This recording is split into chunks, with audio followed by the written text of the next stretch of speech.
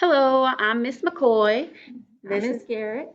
and we are so excited that you're going to be in our science class this year. It's a little weird since I don't get to see your little faces in the seats. We both are going to miss you, but it's going to be okay, and we're going to do this virtually. It'll be awesome. A little bit about me. I have three kids, Lauren, Hayden, and Mason. We love going camping and playing out in the water, and I love science, which is super helpful since, I get to teach it. It's awesome. And I'm Mrs. Garrett. I'm a mom. I have two daughters, and that's Kimberly and, of course, Lily, who's adopted.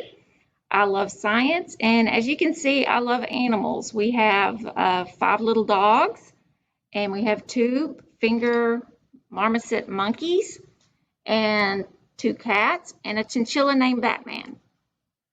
Miss Kay has a house full of awesome animals. I kind of want to go play with them.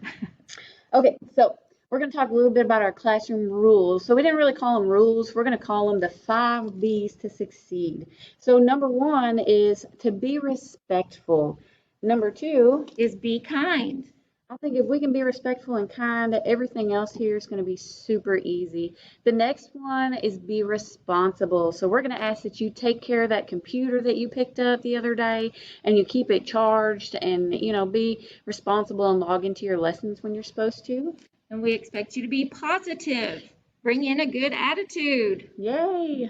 And last but not least is be prepared. So whenever you do sit down to do a lesson, make sure you have what you need in front of you. If you want to bring a notebook so you can jot some notes down, have it right there handy. It'll make life easier for you. Let's see. For Newton's third law of motion is for every action, there's a reaction. And for students that choose not to follow those 5 B's, we got some steps for you. The first one's going to be a verbal warning. And yes, we're going to do this virtually too. Verbal warning's really not that big of a deal. We may just call you up and say, hey, let's stick to our lessons. Number two is written detention. That one's going to be a little bit of an adventure trying to figure out virtually, but I bet you we can figure something out. The next one is parent contact. So we'll call home if we're having any issues that talking to you about hasn't fixed. And last is office referral. Nobody wants to have an office referral. Not good. Not good. Now, on the flip side, for students that choose to follow the 5 B's, you get the joy of learning. You get verbal praise. We're proud of you. We got BHAG tickets, which might look a little bit different virtually, but we'll figure that out as we go. And then we have lots of high fives. High five. Might have to be some virtual high fives, but it still counts. So the next thing I want to talk to you about is a growth mindset versus a fixed mindset.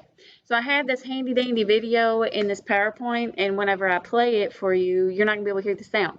So it's a good example of how technology doesn't always work how we want it to. So we're just going to tell you about fixed mindset versus growth mindset instead of watching the video. So really the thing is, if you go through life and you think, man, I'm just never going to get that. I'm not a science person at all.